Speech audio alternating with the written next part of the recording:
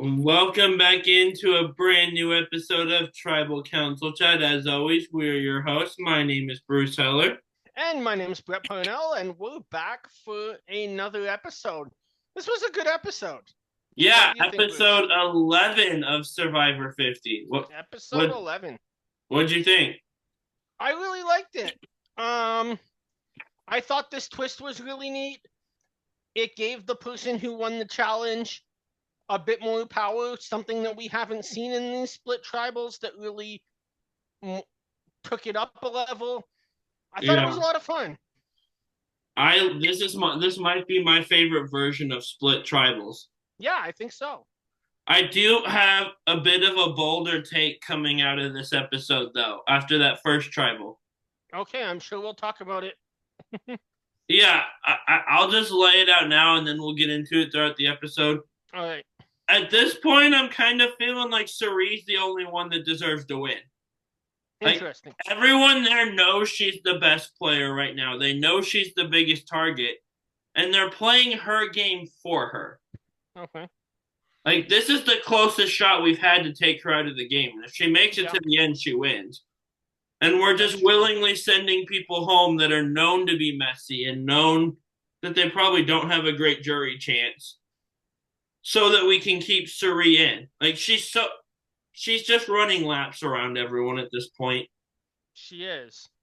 Like everyone is playing her game for her The only because thing is I don't know how she's. I still don't know how Sui takes this to the final.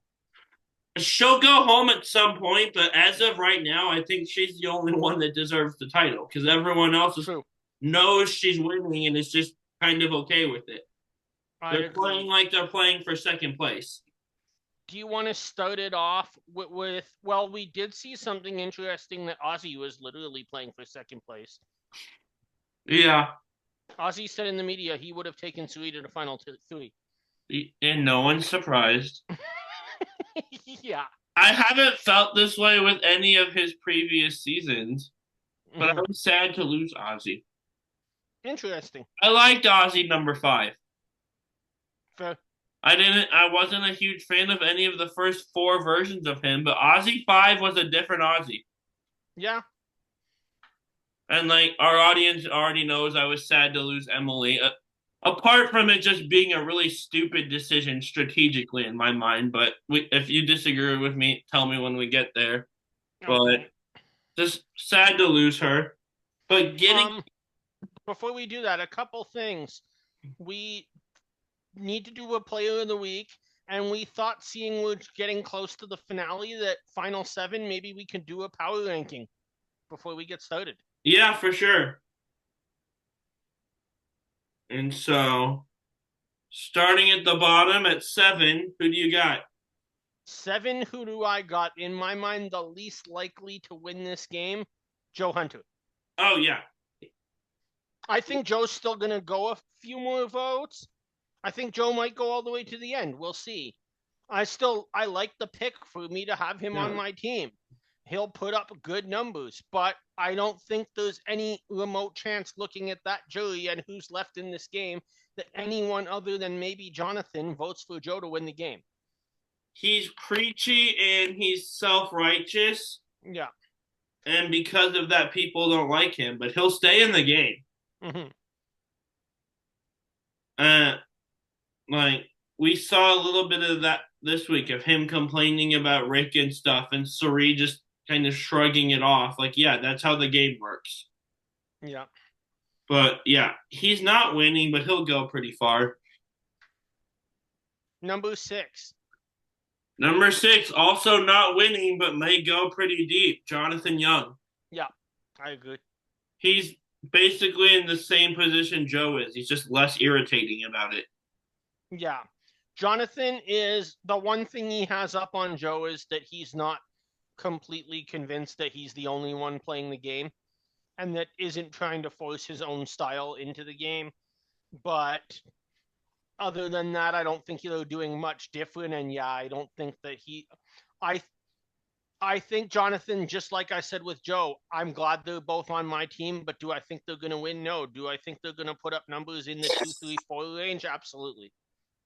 Yeah. It was smart by you. Because you drafted for people that were gonna go deep, and I was drafting for people I could see winning plus D. Fair. And I think you've got a strong hold on the draft now. So We'll see. I forgot to tell Kevin we were recording on Thursday this week, so I don't have a That's okay. video. But We'll get an update next week going into the finale. hopefully for this week we can get one out on socials at some point. Yeah. But so at 5, who do you have? 5. Tiffany. Interesting. I'm just looking at content wise. We haven't got a ton from her. I expect most people would probably put Devins here, but I think that Devins could, if he finds a way to force his way to the end, like he almost did in Edge, like Michelle did in Korong. If he can win a couple challenges, maybe beat a Jonathan or a Joe, that jury might look favorable, especially on what he did in front of Mr. Beast. Yeah. So I'm going to go with Tiffany just because I think of if you had to pick, hey, let's go to like touchy subjects. Who's the castaway that we don't even know is on the season anymore? The answer is Tiffany. Yeah. To be fair, her edit has been picking up the last It's couple been of weeks. picking up a bit.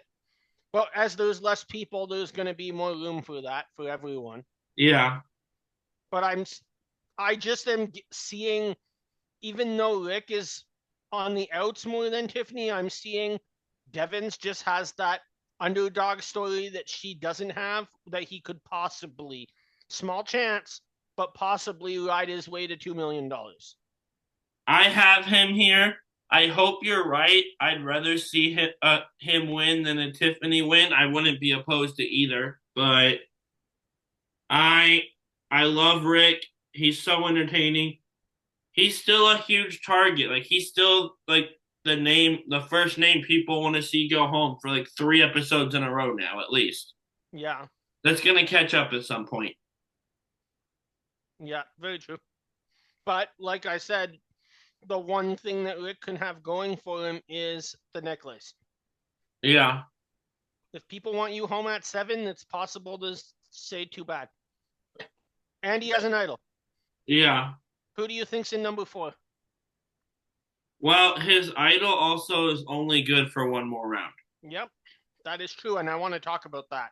Yeah, that's weird. I don't know what to do with that, but I have a lot to say about that. I'm well done, interesting. production. Interesting. Okay, well, we'll get there Number soon. 4 most likely to win. Number 4 on my power rankings. This is where Tiffany does come in for me. Okay. We're not getting much of an edit, but I just the 3 people below her are lower chances than her. I'd like to see her win, but she's kind of middle of the pack for me of the people left. Fair. Number 4 on my power rankings. I might shock you guys here. I'm going to go Sui. Whoa. I just don't see a way that Sui gets past 5. Again, same thing as she does every season. Sui is running this game. Sui is playing the best game by far. If it was a question of who's having the best game we've seen so far, it's Sui, no question. But if we're talking about ranking who's the most likely to win the game at this point, I don't see a way that she gets to the end. And in order to win, you got to get to the end. Yeah, but everyone else is playing for her to win right now. I know. So maybe. I'm kind of combining resume so far with winning chances here. I'm not just doing one Nice. or the other. Fair enough. At 3, I'll go Aubrey. Okay. She really didn't have a great edit early on. Her and Genevieve were really standoffish, was like the only Aubrey content we got. But Yeah. it's picking up, and I don't read the edit a ton anyway. But I think she has a better chance than the people I've said before her. So, But I don't really know what to do with her this season. that's fair. I'll have a bit to say on her soon, but not yet. I'm going Rick Devins. Whoa, interesting. I think, like I said, if Devins is going to win this game, he needs to be player of the week for the next episode, and then going into the finale, he needs to win. But we've seen that kind of a arc win this game many times before. Yeah. And notably, I think we started to get more positive coverage of him and less, oh, it's just Rick who needs to go, ever since what happened with Mr. Beast, that could be a turning episode. I don't think Devins is going to win this game. I think Devins is probably going to go out at like probably 6. But it wouldn't surprise me to see him say, do what Michelle did at Final 6 of Winners at War, win the next immunity, and then all of a sudden throw the game in the chaos. Yeah. At The number problem for him with winning the Knicks immunity is that he's not playing with a group of people that sent Chris Underwood to the edge. He's playing with Joe and Jonathan. Yeah. All right, we're at number 2. So I guess don't give you a number 2. Who's your number 1 spot? You have Suri and Rizzo left. I have Rizzo and Aubrey. Yeah. I have Rizzo at 2. So you have Suri at 1? She's the only one playing to win right now. I don't see another choice. Everyone else is just playing for her to win. Makes sense. What about Rizzo's game puts him at 2? He's been strong. He's great at building social connections. He and Suri have been tight. And we saw it from him this week. He's kind of deviating from her a little bit because he knew she would want him to warn Ozzy, and he chose not to. So I'm thinking maybe, especially if that gets back to her, maybe he's the one that pulls the trigger to take her out. Interesting. And then she's the front runner because for obvious reasons. Yeah. I did like what you said there, though. And I think this might be why our rankings are so different. I know you said that a lot of it is both gameplay and winner, but that you don't read the edit all that much. With my pick, I'm really trying to read the edit here. Yeah. And Aubrey Bracco is my number 1 at the present time. Interesting. Something you probably never thought you would hear a passionate Michelle fan say. But yeah, I think that Aubrey is going to win this game. All the content that we've been getting from her at Tribal, at last week in Confessional, this week in Confessional, just shows is 1,000 times better than what we got from her at the beginning of the season. This gameplay arc is exactly what they choose to often show in a winner. Yeah, you're right. And we all know that production loves her. So if Aubrey is looking positive, it could be because they want her to. Wait, production likes her? What? Are we surprised they brought her back 3 times out of 6 seasons? No. They changed Final Tribal Council because she didn't win. Is that why? I'm like 99% sure, but that's my opinion. They obviously would never say so. True. But that's just my take. Yeah. All right. Who's your player of the week? This week it's actually Jonathan. He had the most power. He kind of got to play in both tribals. Yep, I completely agree. He and Tiffany teamed up and did the Aussie thing. Yep. Despite Tiffany being part of the other group and other tribal, she was the one that those two got the Aussie ball rolling, which was interesting. That's right. What about you? I can't agree more with Jonathan. I mean, it's hard with this twist that they did, which I love, by the way, but to pick anyone else when he just has so much more power over the game than anyone. But yeah, no question. That being said, I still think he was stupid with his vote and kept someone that's far more likely to beat him in the game. But from his perspective, he thinks she's on his side. So I kind of get it, but Yeah. it just they're playing a dangerous game the longer they let her stay in. They're playing a dangerous game, but they're playing a game that succeeded in Panama, that succeeded in Micronesia, that succeeded in Game Changers, and that succeeded in Australia versus the world. Heroes versus villains too. No, she went home really early there. No, I know, but people were still I know. keeping. I'm talking about ones where you just let Sui go to 5-6, and she does that, and then eventually that's it because she's too big of a threat to win. The Montreal Victoire have beaten the Minnesota Frost, by the way. That's too bad. I know. I want Minnesota to win this series, Oh, but I mean, an Ottawa Montreal final would actually be pretty entertaining too. you literally just said that's too bad, and now you. I know. I'm just saying. I said one I think would be better for Ottawa, and one would be entertaining. Yeah, Ottawa has to get past Boston first, and would have a hard. That's true. Montreal and Minnesota are both ridiculous, so the finals are going to be a hard series no matter what. But Yeah. even if Boston gets there, who's really good, Yep. but this is not a P-Dub podcast yet, but we should do No, it next season. We did Stanley Cup. We should do a Walter Cup episode too, that'd be fun. because you and I both follow that league Yep. fairly well. So, but getting into back to Suri, like yeah, it's worked. You keep her to the end, and she finds a way to go home. But it's a fluky way of going home almost every time. Yeah. I'm not one of the like I'm not one of these, oh, she's so screwed over by production. Like, I'm not part of that, but fire making and then a season that had so many medevacs, final three changed to final two partway through, and advantage getting.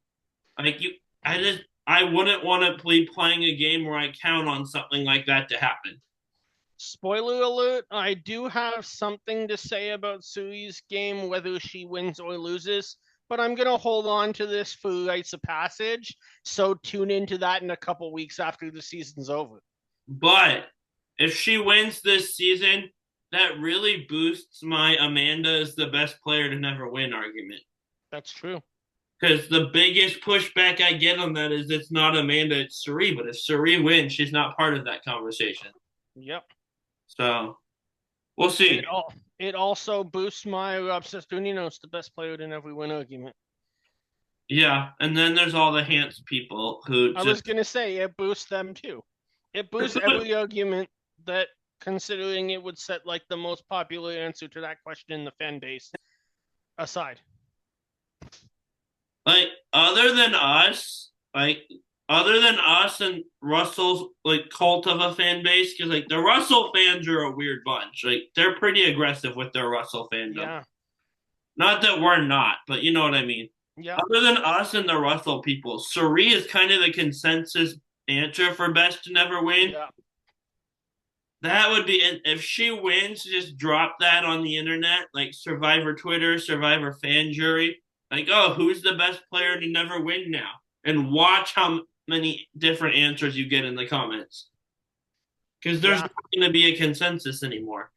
There won't be a consensus. And I mean, could you even possibly, and I'm not saying I would agree with this, just going to throw it out there. If Sui wins the game and opens up all those votes, like we said, there's a lot of Amanda people, a lot of Russell people, a lot of Rob people. Could we maybe possibly start to see some new era players get into that conversation? Maybe if Jesse comes back and plays another time and goes pretty deep. Yeah. But like he's played once, putting him in a conversation with someone like Amanda that went 108 days without being voted out, or Russell that made it to the end on back-to-back seasons. I just need to see more. I still think it's worth at least considering both Jesse and Genevieve to be up in that group. And if we're going one-time players, I don't even like before we even get to the new era. I look at Dominic. Yeah. Too. This will be if Suri wins, we're doing this as one of our off-season episodes. Oh yeah. So We'll see. I'm actually kind of rooting for her because Yeah, of my I would love to see her win. such strong Amanda take. I feel like the audience thinks I don't like Suri because I kind of come off that way unintentionally. She's so likable. I like Oh her. yeah, I just her fan base pushes back against me on my Amanda take, and I'm gonna defend Amanda every time on that one. But yeah. I do like Suri for clarification. But diving into the episode, Let's go. like we get kind of reactions from last tribal. It's not much. I don't have a ton there. And I'll leave the floor to you here on my next note. Devins reads his idol note, and it's good till 7 for some Yep. reason. Thank you, production. I've been saying this forever. Do you want me to say something that I think is going to shock people? I don't know how the fans voted. But if the fans voted for forced fire, I'm okay with it, seeing that this idol ends at 7. Yeah, That's how idols should work if there's forced fire. It's so easy. or at least 6, but not the Yeah, round before. I would personally prefer 7, but I mean, I think that the adding this into the game was great. I think all idols should end at 7. Yeah, I don't mind it. It's just a weird decision. It's not one where we've seen from them a ton. No, I think they're probably testing it because they don't want to give an idol so close to a potential fire making challenge. I will, and like I'm saying this, acknowledging that all but like 2 of these votes have gone against how I thought they would. If the vote comes out pro forced fire at 4, I will be completely shocked still. Unless the only people that voted was CBS staff and Jimmy Fallon and Mr. Beast and Billie Eilish, who may or may not watch Survivor. And the COVID, oh yeah, you saw the clip of her with Amy Poehler this week? Yeah, that's Oh what I was God. coming at that with, And and like that I've was seen hilarious. Billie Eilish talk about her Survivor fandom in clips before, but she was on Amy Poehler's podcast this week, who asked her about it. Yeah, Like you could tell she was trying to think of her answer on the spot and like struggling to think of it. yeah, And like I don't even hate the celebrity involvement the way most fans do, but that was rough. yeah, But the other way forced fire gets the vote, and again I'd be shocked, is the COVID fans yeah. that got into the show at 41 and just haven't watched a ton of older era stuff yet. Agreed. Because a lot, from what I can tell, a lot of people got into the show at 41. Yeah, and then like Netflix and all help bring it up. Yeah. So the new era is kind of, Paramount Plus came out in the middle of the pandemic. yeah, but old Survivor was already streaming before it was Paramount Plus, when it used to be called CBS All Access. That's what I meant, but it all started around that time. They rebranded CBS All Access to Paramount Plus and Yeah, added a bunch of stuff. But but yeah, I mean, it was called CBS All Access. But the first chance to like legally start watching Survivor, going back to the beginning, was, aside from if you managed to get every DVD set, was in the middle of lockdown. I think a lot of people that came in at 41 haven't done that though. I think the new era is all some people know That's fair. because that's how they're voting on these things. Yeah, And it's people like us that have seen everything that are voting for a more old era structure and not getting what we wanted. But it's yeah, been a great season anyway. very true. So after Devins reads his idol note, he's dancing around the island. And he said the old Rick Devins is back. And my note here is I didn't realize we were watching a different Rick Devins. He kind of has felt the same to me the whole season as he did last time. Yeah, very much so. Is this a new version of him we've been watching? Yeah, It feels the same. well, I think the other thing is too is that last time his story was so built around being out of the game and coming back in. Yeah, true. And so we also get told that the vibe around camp is very celebratory, except for two people, except for Joe and Jonathan, who Yeah, lost an ally when Steph went home last week. that they did. And Joe tells us in a confessional that he thinks all of Rick's drama and the fake idols and the intrigue, people thought it was entertaining, but Joe thinks it's in poor taste because, of course, he did. Yeah. Like, what are we doing? And I liked Joe his first season, but he's more self righteous this season than he was before. Yeah, I agree. At I least think they're it, showing us more of it. I think it doesn't help for the editing prospect that Eva's not in this game. Yeah, And that was such a big storyline between the two of them, and now it's just him playing a coach game, but where he actually means it. but I get he's annoying this season, but I give him props because he preaches the honor and integrity stuff like Coach does, but he actually plays it. Yeah. Like he doesn't. Which is true. He does that so well to the point that in a strategic prospect, it makes sense. The problem is it's just horrible television to watch. It's just every like The only thing that makes Coach funny with the honor and integrity stuff is that you know it's total bullshit. and the feather in his hair. That's also Yeah. funny. We could get a final three with his coach with the feather in his hair, Philip with like the vertical feather head he wore on his forehead, and then we need a third person with a feather to have it final tribal council. Yeah. There's got to have been one at a point. Who knows? Oh well, but shout out to feathers, I guess.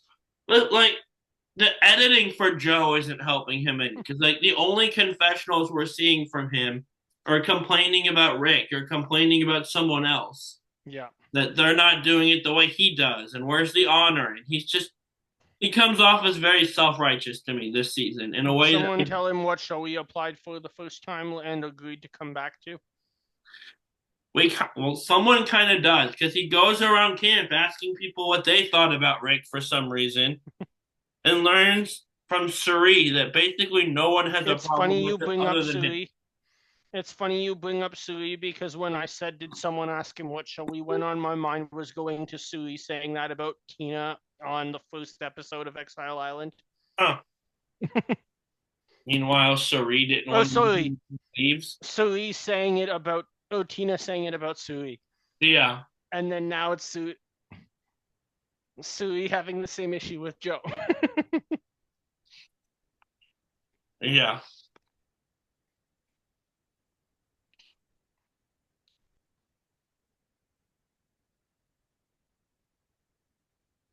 yeah.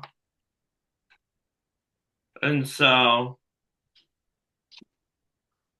we also we get an advantage get in flashback that I wasn't expecting. Yep. That was one crazy episode. It was sad to see Suri go home then, but definitely something I'm never going to forget watching. Yeah. And we kind of see her getting some flashback from that because her two biggest allies, Ozzy and Rizzo, they both have idols, and she wants to make sure that doesn't happen to her again. Yep. And so I thought that was interesting. It was. That's the only thing I don't like about Rick's twist is that his idol finishes at 7, but from everything we know, Ozzy and Rizzo's idols finish at 5, Yeah. which doesn't seem very fair. I think all idols should be at 7. I wouldn't mind 6, but Yeah, yeah. either or.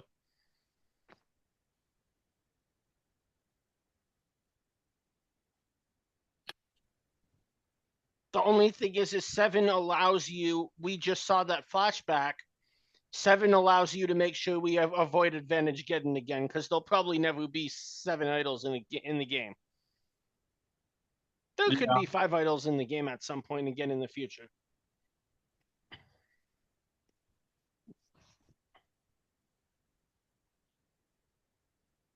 And so moving along, we learned that Ozzy had a nightmare last night, the night before he was saying this, where he gets voted out with his idol in his pocket. And he has a kind of a funny line. He tells us he doesn't want a Billie Eilish boomerang souvenir. That was funny. And if you're on Survivor, future contestants, follow your dreams, unless it's about Sydney Seagal's torch wanting to harm you. Well, yeah. Ozzy should have trusted whatever was being told to him at night. I really thought he was going to make up for Micronesia this episode. Yeah. And so we also see a really cool scene, and this falls into that. I love the human moments on this show that aren't just game moments. Ozzy reflecting on his relationship with dad and with his dad. Yeah, And it becomes a conversation with Rick, who shares about his relationship with his kids. that was good. And so we move to the challenge, and we have a bit of a classic challenge once again. We do. I like it. Me too. It's the one where you're on a triangular platform. It's using Cagayan, Cambodia, and more. But you're on a triangle platform balancing, and you're on narrow footholds. And at regular intervals, you move to different footholds. There's only one thing I'd say about this challenge, but I'll just wait till we get to the end when it's um when we hear about the correction that happens. Yeah, we, for the Just hold first it time, there. had an instant replay challenge, basically. Yeah. One, That, I had to laugh. I told another friend, looking back to the Derek Horacio moment in the Challenge 40, I'm like, Survivor's taking a shot at the competition, proving that they can actually go back and review something. yeah. And we've heard pros talk about these judges at challenges and that they're Yeah. standards and practices. People, this is the first time we've actually seen that come into the show itself. I'm Well, something that, Burton. yeah. I guess we did Burton and correct Rupert. Burton on the either Burton or Dara got corrected on the word search in Pearl Islands. Dara won the word search in Pearl Islands. Okay, so we thought Burton had won it, then we got Yeah. called back. And then Rupert and Burton in that season also had a swimming challenge that was within milliseconds of each other. Yeah, but that wasn't like an overturned result or anything. No, it was just there was no way to tell without the standards and practices coming into effect. True. But then there was also Tony holding his shoulder like that when he was told he can't. I knew that was going to come up somehow. Any chance you get to mention that, it comes out. Oh, that's funny. But we also learned there's a twist happening at Tribal that we kind of already spoiled. And Yeah. Jeff will explain that after the challenge. But before we get into the twist, I just want to talk about the challenge itself. This challenge, in my view, looks hard enough. Let them play. They don't need to go to 1 foot. People will fall off if they just go to the top of that within 5 minutes. Yeah. What do you think? I agree. I also thought it was hilarious. They showed the flashback to when they did this challenge in 42, and the water was super wavy and choppy, and Jonathan won the challenge in like 3 minutes. Yeah. That was great. I just think forcing the players to go to 1 foot just changes the complete nature of the challenge from being a balanced challenge to who can survive the next 15 seconds. I mean, I'm talking as somebody who strongly believes if you ever get asked by a law enforcement officer to do a field sobriety test, you say arrest me and I'll take a breathalyzer, even if you're 100% sober, because I would fail a field sobriety test sober. I can't stand on one foot. I can't say the alphabet backwards, and that's part of it, isn't it? There you go. But yeah, But I think like there's something about an balance and endurance challenge that if it goes 15 minutes, half an hour, it's more fun. yeah. That's all. And so, also, shout out to me being really stupid just because we've been talking about how great Suri is a lot. I Yeah, went on the draft and said I'd be shocked if she made it past like two tribals that she went to. you did. So I'm stupid. I maintain that was a logical point of view, and that's what the players should have done. It was a smart gameplay point of view. You were right, but I predicted they wouldn't. I wasn't counting on the players playing dumbly, though. Yeah, So I was dumb, but I was right at the same time on what should have happened. yeah, So here's what we get to what we were just talking about, where Jeff, we think Tiffany won immunity. Jeff announces it, and then Probst gets told there's an issue. They have to go to replay. And on the last transition up to the top of the pyramid from one of the footholds, she didn't get her foot up in time and would have been disqualified had Probst been paying attention. yeah. And I mean, you can't say it's his fault. He has lots of people to pay attention to, but definitely something that was rightfully corrected, and Jonathan deserved to win this. Yeah.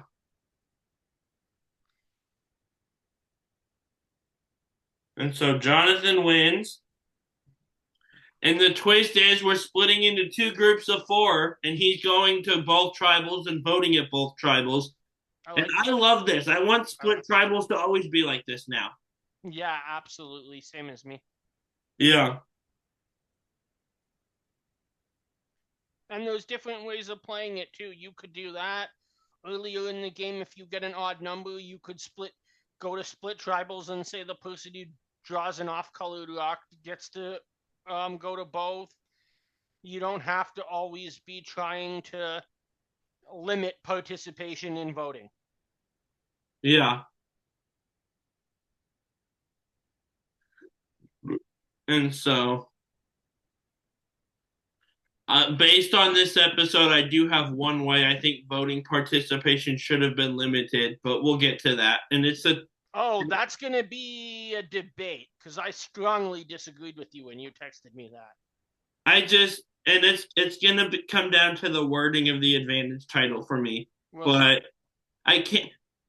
We'll get to it, but I'll tease the audience in that normally I can tell ahead of time if I'm in the majority or minority. Reading the internet today, I can't tell. Fair. So we'll see. But interesting. Let me see where we are. Yeah. So I love the twist. And we get back. Our two groups are at two opposite ends of the island. And Jonathan can just walk back and forth between them, which is funny because every time he wanted to go to the other group, he had to do this long walk. Yeah. But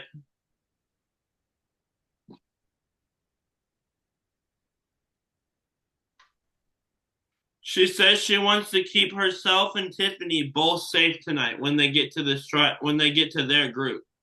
Right. Which seems like it shouldn't be too hard. Yeah. Emily says, I forget who she says it to. She's pretty confident that if it comes down to Jonathan, she's going home, which happened. But she thinks she can either convince Rick to play his idol on her or convince everyone else that he will. And this is interesting. I love this plan that the two of them come up with because they tried to make a move. Is convince everyone else he'd be willing to play his idol on her Yep. So they split votes between them. And then they vote for Suri and send her home. And they couldn't get the numbers for it. But man, would have been interesting. Yeah, that would have been very interesting. Wasn't going to happen, especially with the fact that Sui has her advantage that Ozzy also could have used to save himself if he played smarter with anything he had in the game. Yeah, If Sui is the biggest threat in this game, why are you giving her an advantage unlike day 6? because everyone loves her and they don't real. Well, they D said it, but the people who realize it are the big threats who like already have targets on them coming in. That's fair. And her Still, being just so I would likable is what makes her a threat, but they're only focused on how much they like her. I would think in a returning player season you would know not to give anyone an advantage. One would think, but I also thought they would send her home at the first chance they got. So what do I know? I probably would have been Jenna Lewis and got sent home for targeting Suri too early, honestly. Fair enough. Though I think that Jenna could have easily pulled that off if she just did it after losing the challenge. The problem was she was already playing the game in a very aggressive manner before they even lost the challenge and knew they had to vote that night. Yeah. And we've seen Jenna do that successfully in Survivor All Stars. Start playing the strategic game of we got to get rid of Ethan and Tina before Saboga lost, and basically that created a disaster tribe. Rupert Shelter also created a disaster tribe. I love a good Rupert Bunker flashback. That made me smile.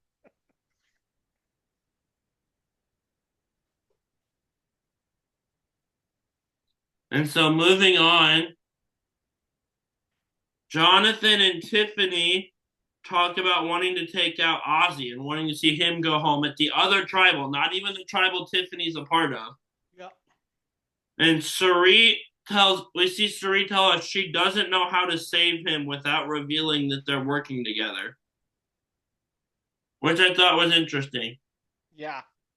I how have people not figured out that every time an Aussie plan happens and the second someone tells Suri it falls apart?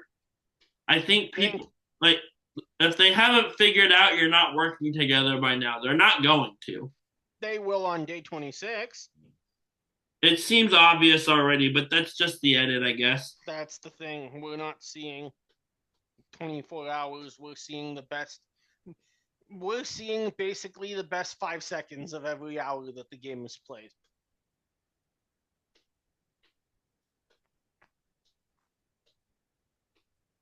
And so Jonathan, as he does, wants to bring Joe into things again because this went so well last time we tried to bring Joe in on a plan to get Ozzy out. Yeah. And so Joe's at the other group though, and he wants to talk to Rizzo. Jonathan's not sure. So he goes on his long walk to the other end of the island. And Suri does what she can to save Ozzy. She convinces Jonathan to tell Rizzo, hoping Rizzo will play with like honor the alliance he has with Suri and Ozzy and tell Ozzy. But Rizzo's not convinced that that's what's in his best interest yet or not. Yeah. And I've seen a lot of people online questioning how he possibly thinks sending Ozzy home is good for him. And I'm not convinced that sending him home wasn't bad for him, but he was clearly number 3 in that alliance. And if you're clearly the bottom of an alliance, why wouldn't you try to shake things up a little bit? I mean, the problem is that you get to find in that alliance. You get to final tribal with Suri. He would have had to have a plan for how to deal with getting Suri out at some point. Yeah. Before. Ultimately, do I think that Rizzo probably beats out? I was going to say Ozzy if they were at that final together. Yes, I do. Yeah. I think these players know the game well enough that they wouldn't care so much of like your season 13 and your season 49. It would be who played the best game. But him going to the end and going to Final Three, sticking with that Cerise Wizard of Oz alliance was But never a good plan for him no, either. but I think if Rizzo knows the game well enough to know that if he can mastermind Sui's exit from the game at some point, then he's the one that goes into final looking like the top player of the season. Yeah, and so it'll be interesting. I'm really curious to see Suri and Rizzo interact after Tribal 2, Yeah, like when we but all get back to camp. if I'm Rizzo, I'd be thinking at this point, looking at a vote that could possibly take out Ozzy or keep Ozzy in, is saying I'd be fine sticking with that alliance because Sui's the only one I think that he would 100% lose to. Yeah, I think Rizzo could beat anybody else in this game if he has a good FTC. We unfortunately didn't get to see his FTC last season.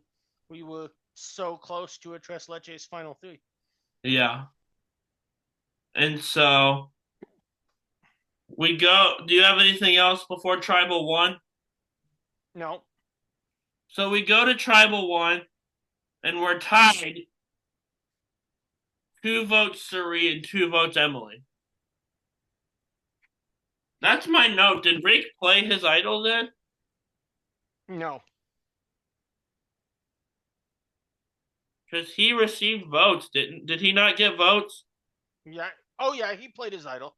Yeah, we meant one of us mentioned Yeah. earlier that he has an idol next round. No, he doesn't. He played it. Yeah, for some odd reason I forgot that, and then I remembered what late as you said it. So two But votes to he reach. would have been allowed to have an idol. My screw up. 2 votes Suri, 2 votes Emily. 2 votes Rick. And Rick and Emily's plan almost worked. They couldn't get the numbers. But we go to a revote, and this is where I learned that apparently when you get an extra vote, it's actually an extra 2 votes, not an extra 1 vote. No, it's an extra vote. She got to vote. No, because one extra vote would have been putting a second vote in the first time. It's an extra vote at that tribal council. But they voted twice. Those are 2 separate votes. See, this is what I'm adamant about, is that was the correct decision to make. It should not alter the result of tribal council, the fact that we had a tie when somebody rightfully used their advantage. But then get the numbers to avoid the tie. But if you have an advantage, your advantage should count as what your advantage is. But it's not that's what I'm saying. The parchment says you get an extra vote. It says it got used as 2 extra votes. It says you get an extra vote at tonight's tribal council, and tonight's tribal council required everybody there to vote 2 times. Yeah, but so therefore you get an extra vote in each round. That was completely fair. But it's still, see, it doesn't say. This is where I think my problem isn't the mechanic itself, but how they word it. This would be a neat thing to ask a castaway, though. Does it not say this? Or do they not show us on the camera when they read you have an extra vote? If the note said an extra vote each round you vote, I'd be fine. But if it just says an extra vote at tribal council, then it should be 1 extra vote. But then somebody else is going to come out if it says that each round you vote and say, I want an extra vote in every single week, and sue them. I think there's probably, my idea would be every advantage comes with a lot more instructions in that parchment than we ever see. Because if you look at, say, the non-transferable that came up in Game Changers between Lucina and Suri, yeah, because they wanted us to focus on those 2 words, non-transferable, we see Sarah reading a whole scroll with instructions. Yeah. I would imagine that comes with every advantage in this game, but it's just not important. It may very well be specified that for this tribal, you get an extra vote for each time you have to vote. But not knowing that, and what we see them read is you get an extra vote, and then it's 2 extra votes. I'm just not a fan of that. Which is fair. I just took that as to be the obvious way to handle this from the time that I first saw someone ever get an extra vote, if there was a tie. So it didn't surprise me in the least. I somehow never noticed that extra votes apply to revotes until last night. It's never happened in a revote until last night. Well, that would be why I didn't notice it. I feel but and to be fair, But I just assumed when I first saw the first extra vote, whenever that was, that, oh yeah, if you have to vote again, you're still going to get 2 votes because you rightfully played an advantage to have 2 votes. yeah, That to me just makes sense. I see what you're saying. It's one tribal council, but it is two separate votes. Like that extra vote was two separate votes. She could have But it used that the opposite direction if she wanted to. but it's she could have, but it's not necessarily 2 separate votes in the way of um It what's it requires two pieces of parchment. yes, but I'm saying it's not 2 separate votes in the same way as like Cook Islands, you have voted off one player and you'll now vote out another. That it wouldn't count because that would be a separate entire tribal council. Yeah. But see, this is the I interesting consider this thing. the same vote, but again, we would almost need to have a guest on here who's like a CBS lawyer. But like this is the If interesting thing somebody ever too. works in the back end of production in the legal department, come on our show. I would love to talk to you as someone with a minor in law. Or just Probst himself come on our show That would be amazing. if we're shooting for the stars here. But the interesting thing is too, and this is kind of where my one vote thing it might be coming from. We've seen extra vote advantages, especially with the new era, where when you get the advantage, they give you the piece of parchment. Yeah. So like you just store that in the bank. It's not at the next. So if it's one of those where like they gave you the parchment, what about a revote then? Yeah. Because like with Cerise, they just provided extra parchment, I guess. I think they would have just had an extra parchment, even if they gave you the scroll. They would have just had an extra parchment up at the voting urn when on the revote. And But either way, ultimately, as much as we've gone back and forth on this, and it's honestly been fun for me, it yeah, doesn't make a difference in this tribal. yeah, If she only votes once in the revote, the result doesn't change. yeah, very true. But also, why are her and Emily voting in the revote? That is exactly the point I wanted to get to next, and it's simple. Normally, when we have a revote, the 2 people don't vote simply for a matter of convenience and time saving. In Yeah. this tribal council, we didn't have two players receive votes to an equal number of therefore no that it can, Jeff, what's the word I'm looking for? Jeff directly says that you two don't vote because you cancel each other out. In this scenario, seeing it's 3 players with votes, they don't automatically cancel each other out. It's possible that Emily and Suri, either of them could have voted for Devins. No, he played his idol. Yeah, but they still could have voted for him. Not on the revote. No, not on the revote at all. I'm saying the Emily and Suri on the first ballot don't Yeah. cancel each other out. Uh, Uh, what I'm saying is, so that's why they vote. on the revote, they can only vote for each other. So yes, but that vote. but that could swing the vote from the original vote, even if the 2 people that have to vote that voted for Devins have to not vote, But or if one of them has to not vote solely because their name is in the parchment. them aside, The point, Marie and Emily can only vote for each other in the revote still. That doesn't change. I completely understand that, but if one of them voted for Devins and now has to change their vote to vote for each other, then that would swing the entire result. True. So that is why they have to vote. My theory was that they don't cancel each other out because one of them has 2 votes on the revote and one of them has 1. Which that's also fair. But overall, the point is that we want to make sure that we don't go to locks unless it's completely deadlocked. You don't want to say, hypothetically, candidate A voted for Rick and candidate B voted for candidate A, so therefore um, the person who voted for Devins is the one that's going to go home solely because they voted for Devins and now can't vote. I guess.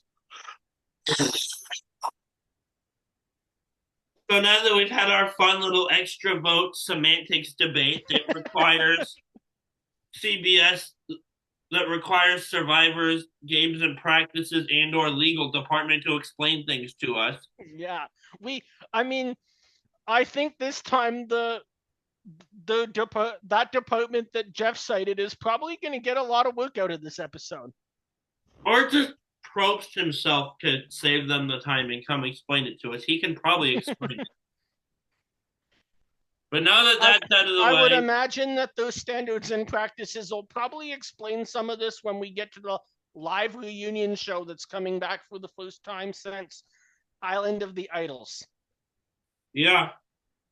It's been since 2019 since we had a live reunion, and we're getting one in a few weeks. I mean, technically, Zoom was live. That wasn't pre-recorded for winners. Yeah, but that wasn't really a reunion. That was 2 minutes of Jeff reading the votes, well, no, it was pre-recorded. Was it? Yep. Oh, okay.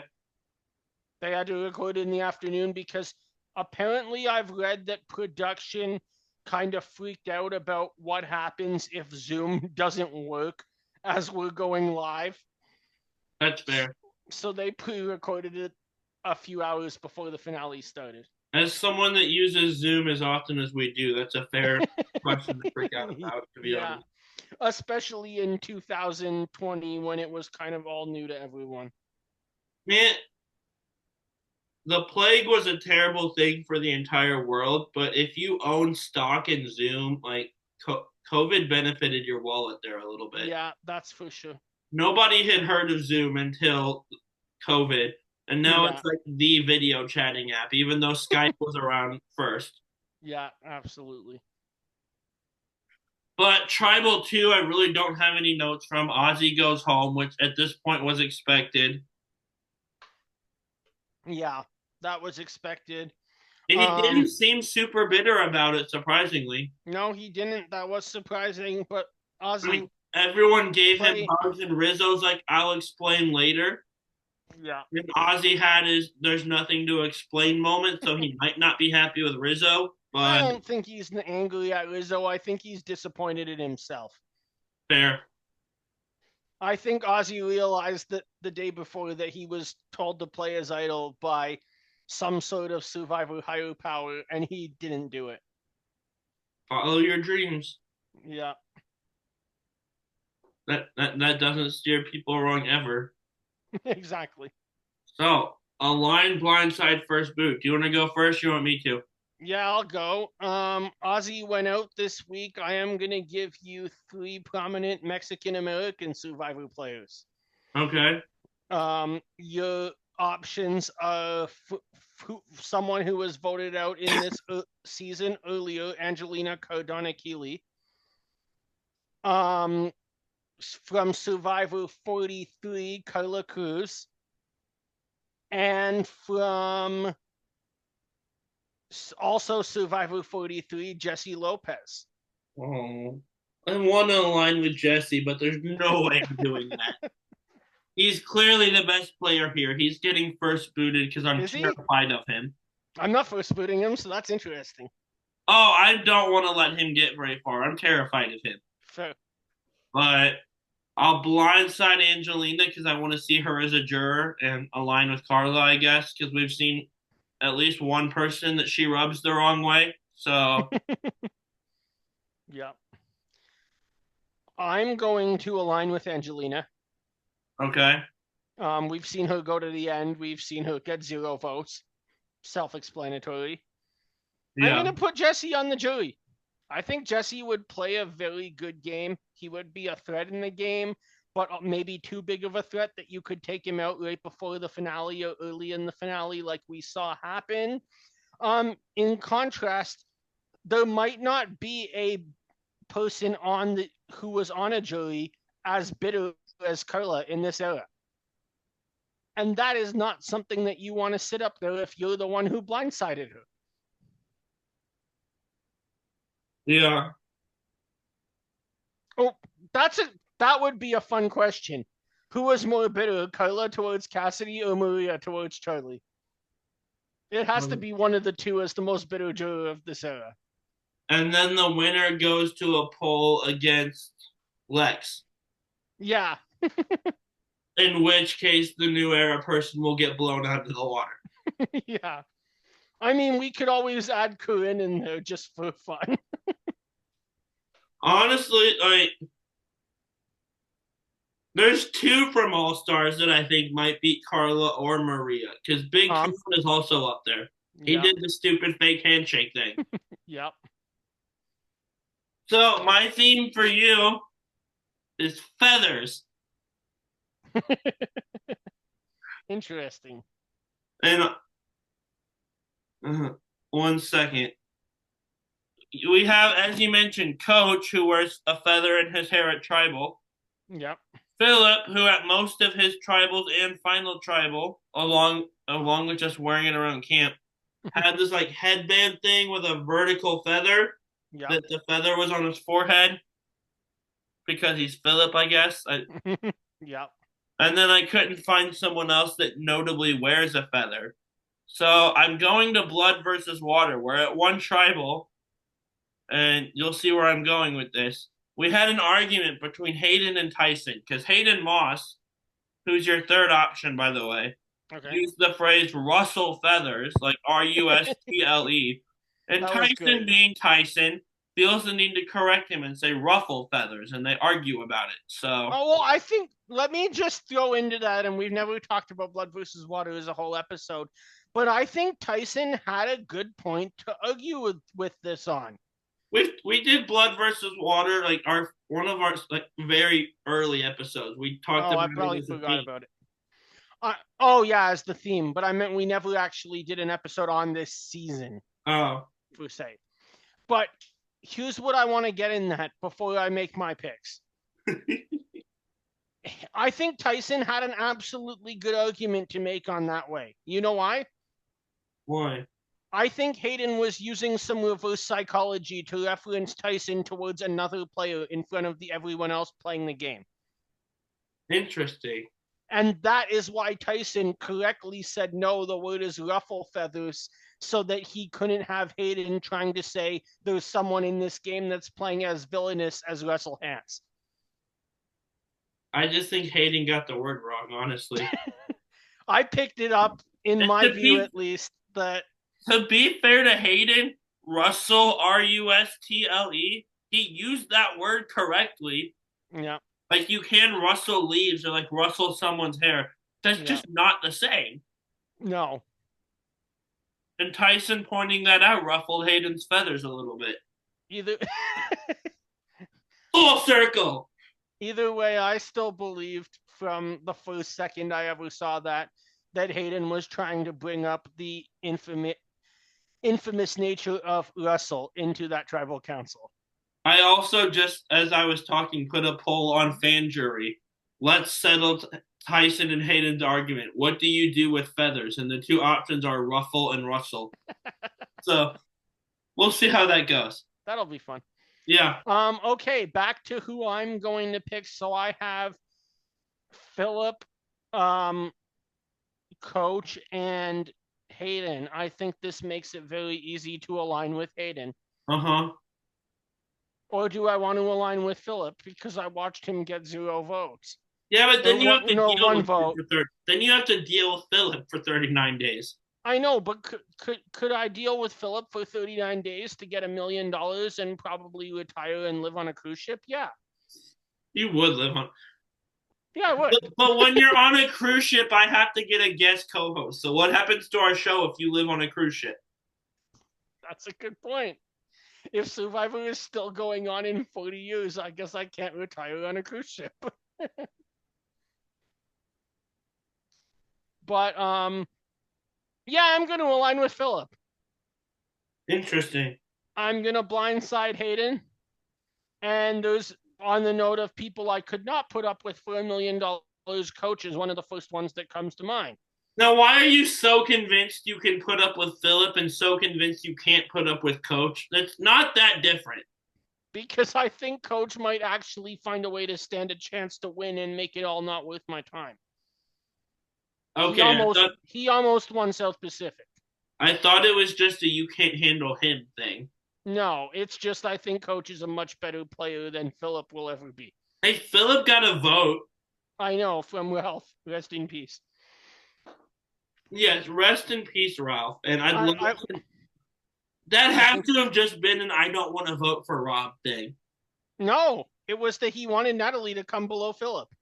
That's even crazier. Apparently, Ralph and Natalie barely Natalie did couldn't anything. couldn't stand each other, and Ralph wanted to make sure that Natalie came as finalist and not as joint runner-up. Because like Zapatera hated Rob. If Ralph was just I don't want to vote for Rob, his jury management sucks. I don't Well, like David why didn't hate Rob. just not wanting Natalie, who barely said David anything sometimes. David didn't hate Rob from Zapatera. David loved Rob so much he wanted not only did a passionate speech to vote for him, but then he wanted to replicate Rob and Amber at the reunion show, and that went really badly. When you're in the middle of proposing and the girl is like mouthing the words "shut it down" while you're talking, that's bad. Yeah. And then she said yes, and because she's a former Survivor player, she got to join the cast for the rest of that reunion. Yeah. Shout out to Carolina, who was an early boot in Tocantins. A first boot. First, I wanted to say first boot, but I wasn't 100% sure, and I Yeah. did want to get a text from Kevin telling me she was actually second boot. So If you and I were two candidates for the office of president, Kevin would be the fact checker on CNN. except you'd only tell me when I'm wrong. Anyway, this was fun. It was, and check out all the Reality Realm content. Pit Stop Pals is rewatching season 1 of Amazing Race, which has been a really strange experience so far. One of the seasons that I always remember. I know I sent you and Kevin some pictures of where I was at the location of the first Fast Forward in Bangkok last year. Nice. So Roundtable Talk will be back at some point. New Generation Challengers Whenever will be back. Kevin wants to do a fantasy cast, I'm down to do it. Man, we're just dropping everything on him right now. Dropping Roundtable Talk on like making Roundtable Talk his timeline, making him our fact checker if we're campaigning. Man, he's got a lot to do. I guess it's only 2 things, but Well, he didn't take his time. No rush. and we're also not campaigning against each other anytime. No, we're not. So not until I get dual citizenship and run for prime minister and president both. I'm glad you admitted that you're the one who would be interested in dual citizenship. Oh, Usually not it's really. the other way around. Not really. I was just going for the joke, honestly. I know. I'm just saying. Usually it's people from down south saying that I am a citizen of your country all of a sudden. Well, you're here often enough. And on that note, because I can't think of a better note to end on, grab your torches and head back to camp, everyone. Good night.